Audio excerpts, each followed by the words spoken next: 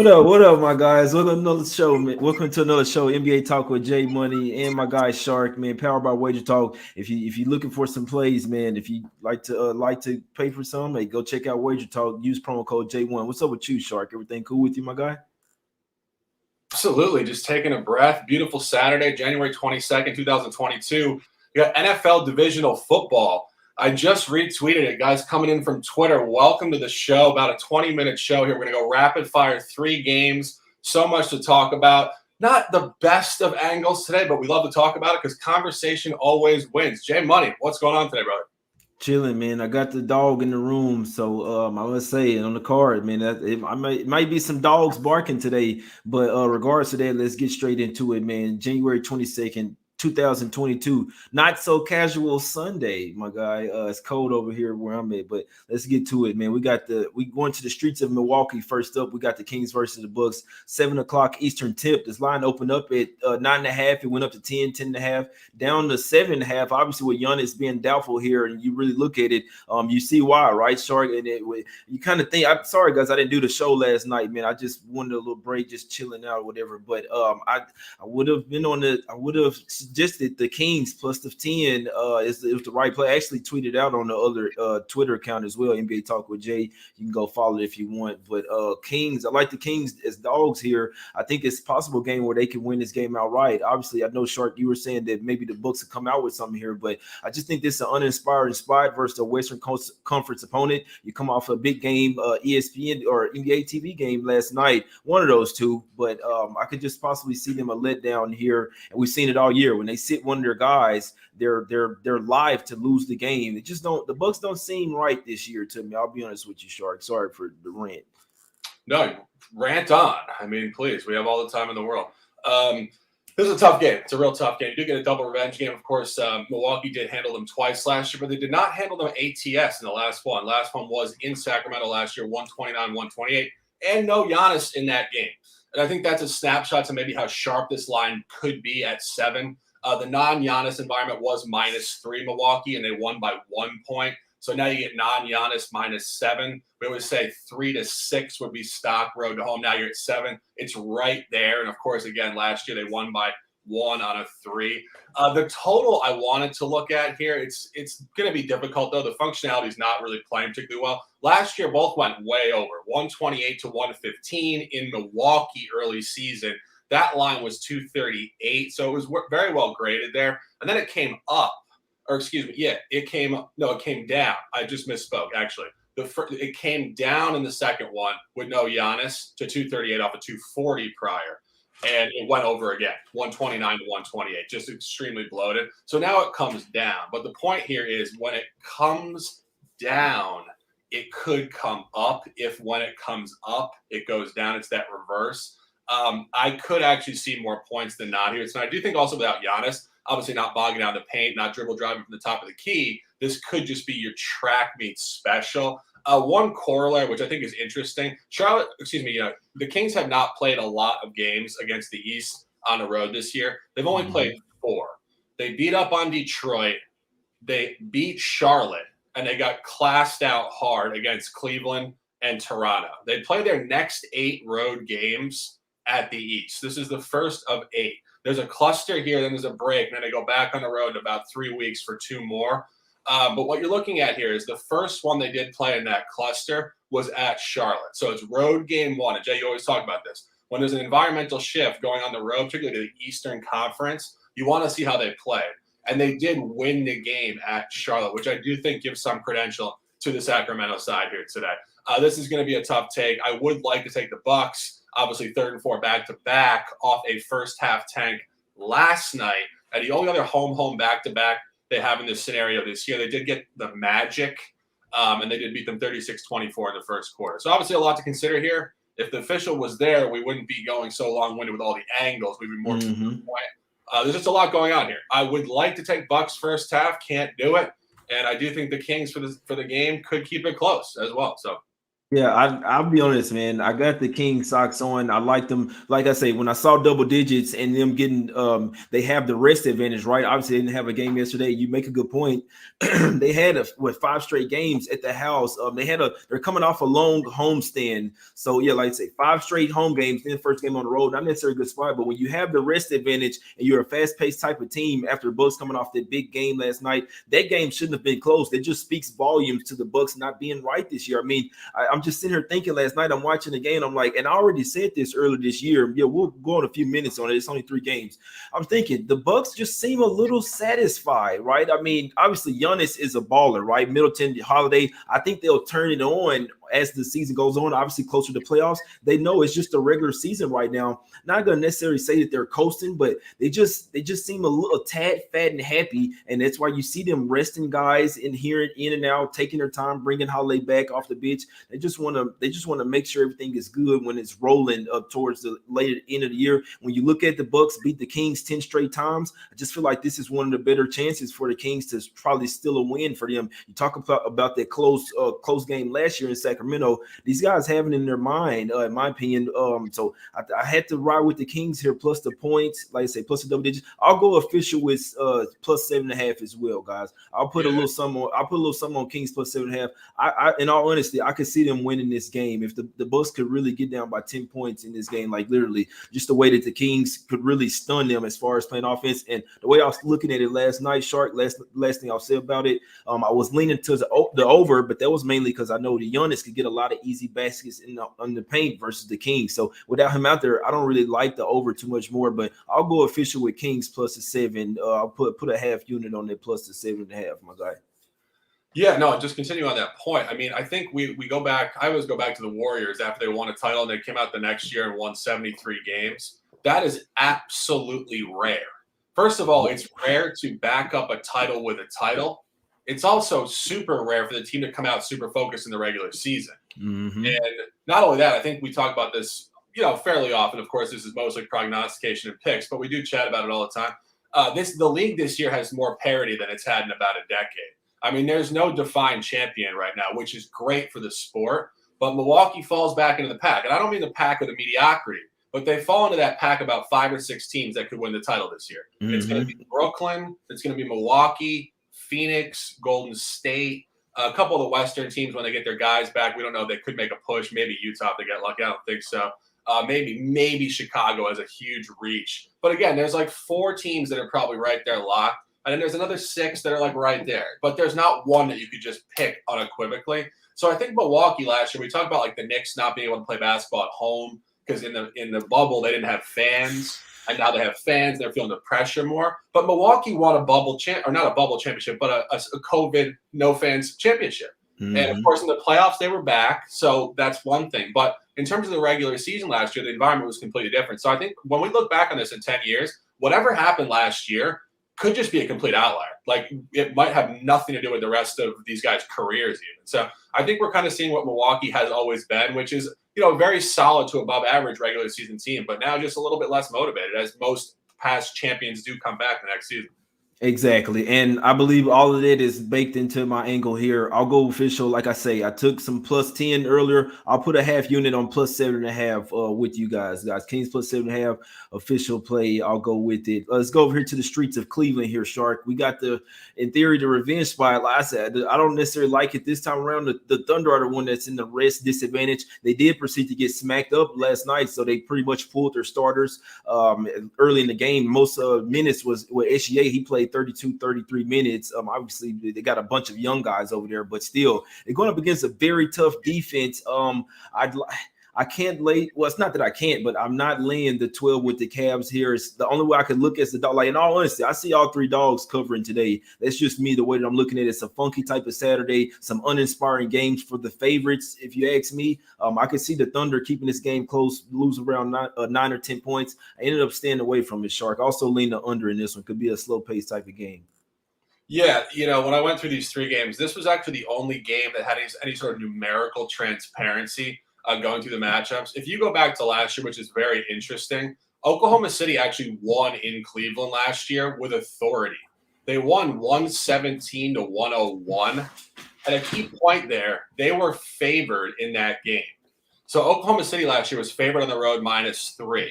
Then in the revenge game coming back to Oklahoma City a little bit later on, Cleveland laid 4, which is very transparent. When Oklahoma City is laying on the road and wins with emphasis, and the dog is very cute on a suddenly not Hey, the dog's barking. The dog's barking today, man.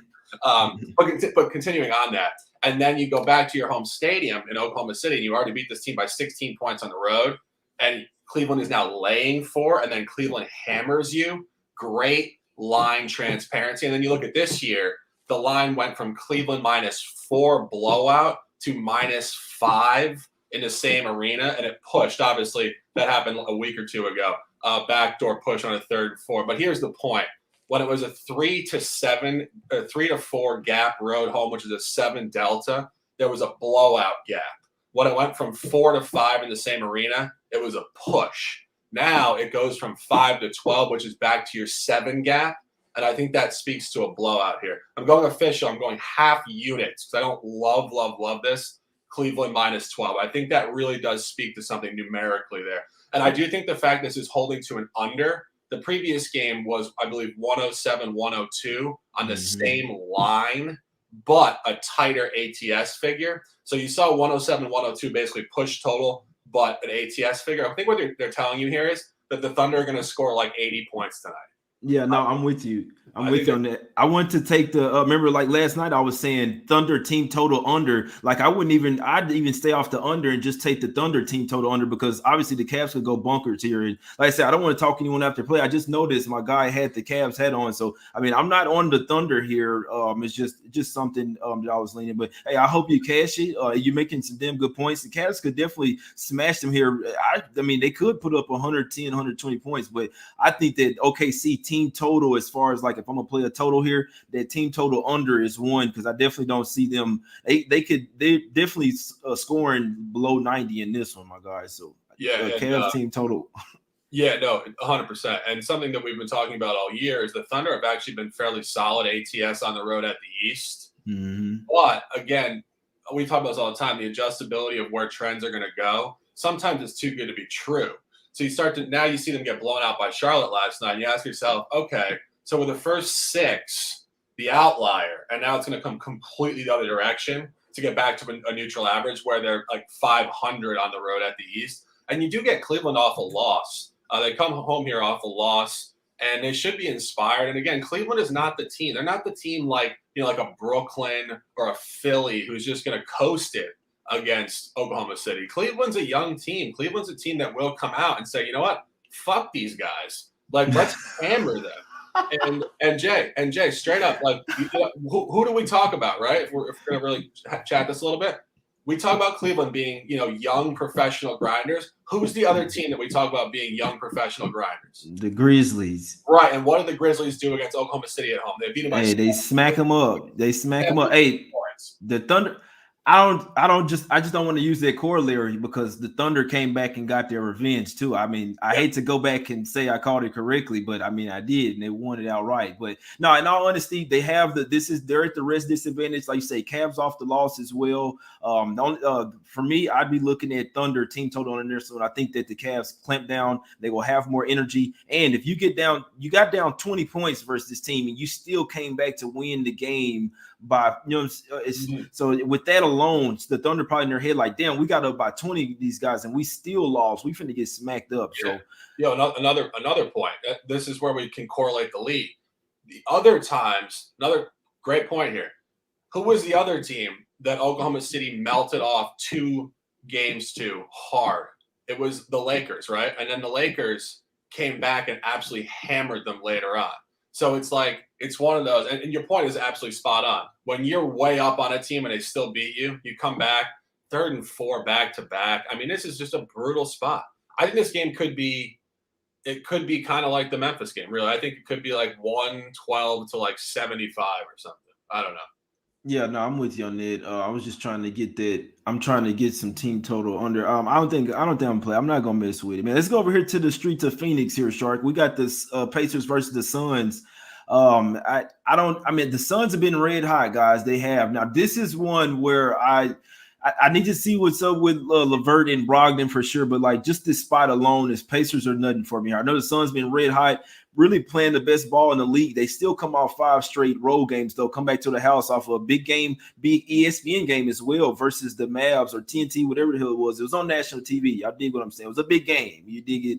But they come back to the house now, and it's a sandwich spot. You got a couple of games versus the Jazz on deck. I know the Jazz hadn't been playing well, but the Suns are still going to take the game serious with the Jazz being one of the top 4 teams in the West over there. So you come off this 5-game road trip, you come back to the house, you're laying double digits.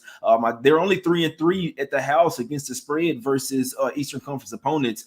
Three blowouts, but 3 of them that were close calls. Like I say, and a few losses in there as well. So I think that the Pacers could keep this one close. They actually shown it in the past couple games as well that they're going to compete no matter who's out there. You're looking at the matchups. Torrey Craig, guys like him, like they won't have Sabonis here, but Craig, he used to be on Craig Day, not messing with you, but he used to play on the Suns. He's going to come out here to play, probably going to be on Devin Booker or somebody. He's going to come to play here. Like I said, I want to really see Brogdon and Levert out there, but Pacers the only way I could look in this one, Shark. Yeah, this is going to be tough. As you said, Phoenix comes home off a very, very well-played road trip. I believe they won all 5 games. Pacers also smoking hot. So we talk about this all the time. When both teams are smoking hot, one of them has to crater down. You do make a great point. The Suns have a major look-ahead environment here. This is definitely a one-off trap. But it's hard to, in my opinion, it's a tough travel for Phoenix coming in here, for the Pacers coming in here off really 2 massive wins. I mean, we're talking – very impressive stuff. We talked about this before I took Indiana at the Clippers, and they did not cover. Indiana has been great against the West this year, ATS, both at home and on the road. I think they're 13-3 ATS against the West, 13-2 or something like that. They're very, very good. So that's where you get to a point where it's probably not regressing somewhere else because that's pretty much their entire calendar. This is just how they play against the West. I would lean Pacers if I had to. The line functionality has not really mattered with this matchup. If you go back to last year, the last 4. Last year, the underdog won both.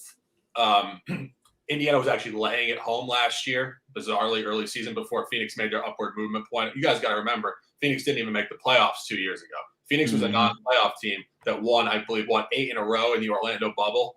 And that was their turn-up spot. And then they obviously came back last year and went to the finals. But early season last year, books had Phoenix graded as like a fringe playoff team. So Phoenix has gone up, and they've gone up fast. So Indiana was laying points at home to Phoenix last year and lost. And then Phoenix came home last year and lost outright to Indiana. So that's another great point to Indiana. Indiana did win the game outright in Phoenix last year, which means they can travel in the desert.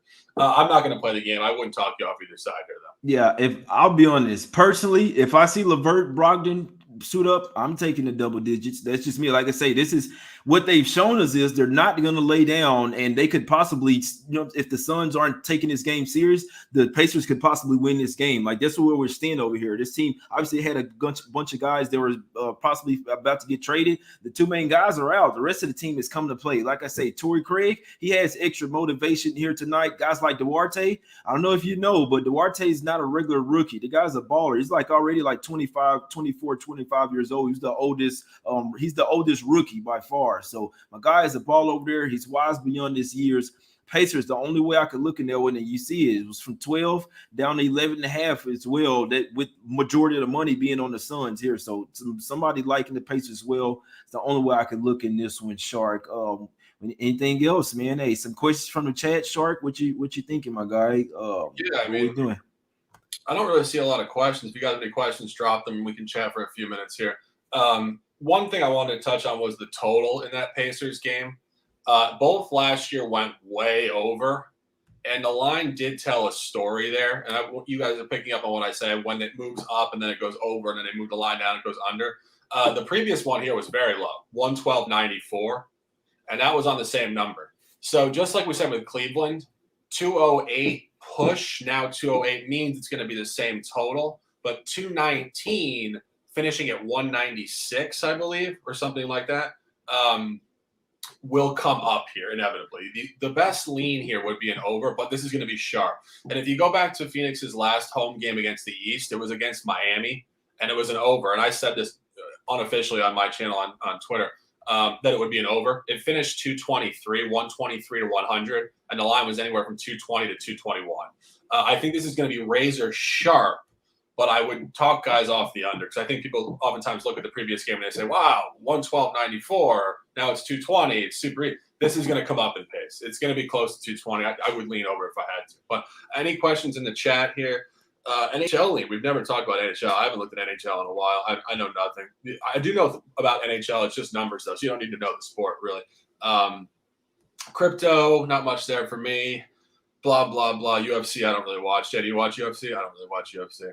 Man, we go ahead and get to the plays, man. No, I hadn't. In all honesty, I hadn't seen many questions. People in there talking about football. It's only 3 games today, man. We get off with the official plays. Like I said, we'll go ahead, Shark. Let them know what you like, and then I'll let the people know. We try to get to some cash. We should be back on here tomorrow, right?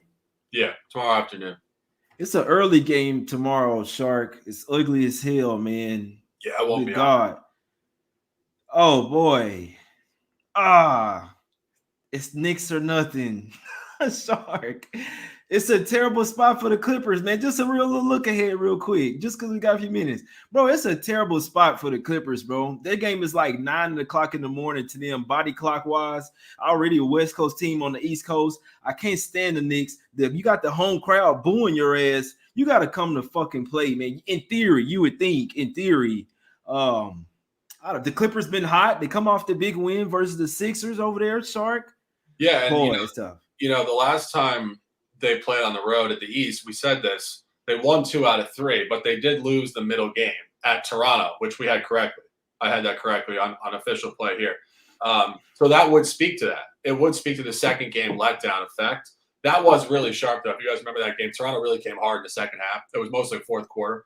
And the Knicks are just tough to predict. And one thing that's a little bit difficult for me to predict is just the matinee environment. It is 9 a.m. or 10 a.m. on their body time, but it's still early for the Knicks, too. The Knicks are not used to playing at 1 o'clock in the afternoon. I got to look back. So I know the Knicks played well on Christmas Day against the Hawks. They're 4-1 this year already. This is their 4th. Yeah, this will be. I remember they played 3 already, and they did. Let me see. Did they win? So they lost on Christmas Day. So they're 1-3 in the matinees, but they still have 4 games of experience in this spot. Whereas, like I say, the Clippers coming off a huge win, comeback win, down 24-25 versus just showing you guys the way I think. I know that, and I'll be honest. I got to say this, guys, because I know we say we get mad at teams. Teams take our money. We still can't necessarily let that get into our bias. Like, there's still going to be spots to back them and obviously spots to fade them, but we just can't say, oh, they just burned us last time, or I can't trust Knicks. You guys saying it in the chat make me want to take it even more. And like I said, it'll be one where I won't tell anyone, but waking up at 1 o'clock Eastern for them, that's what like you say, 10 o'clock Pacific for the Clippers in theory coming off a big win.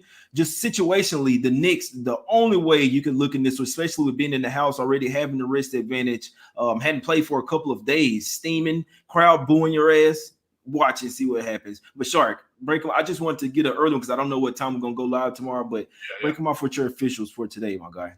Yeah, one official. I said half. I haven't played it yet. I will post. I think I'm going to upgrade this to one unit because I go in my mind. I go through all the details as we were just chatting. It's a great side for Cleveland, actually. It really is. That gap in the number is really important stuff. I think Cleveland wins the game by 25 points, really. I think it's going to be like, as I said, like 110 to like 85 or something. So we'll go official Cleveland minus 12. 1 unit play, of course, talked about in detail. 24 minutes in the making. January 22nd, 2022. Jay Money, hell of a show. Great chat. Let's dominate. Close them out. As always, my guy, as always. Kings, they didn't lost 10 straight games to the Bucks, man. I do think this is one of their better chances for them to get a win over these guys. I wouldn't be a bit surprised to see them run the Bucks off the floor, man. Not a ton of motivation over there. Give me the Kings. I went on them plus 10. I'll go half unit plus the 7, plus 7.5 with you guys, man. Let's go Sacramento proud tonight, my guys. We got Hallie back in there as well. Let's get some cash. Also, heavy lean to the Pacers. Personally, if I see Brogdon and LeVert in there, I'm putting at least a half unit on the Pacers plus 11.5, plus the 12, my guys. Wait till game time. You might get 12.5. We appreciate y'all for tuning in. Go and hit the go and follow us on Twitter. You can follow my guy at Sharks and Sports. You can follow me as well at JMoneyIsMoney. Also, head over there to wagertalk.com. And if you hadn't purchased the package over there yet, you can use promo code J1, get any package of plays for only $1, 100 pennies, guys. So can't talk you off that. Appreciate everybody for tuning in. Hit the like button, subscribe, and we out, my brothers.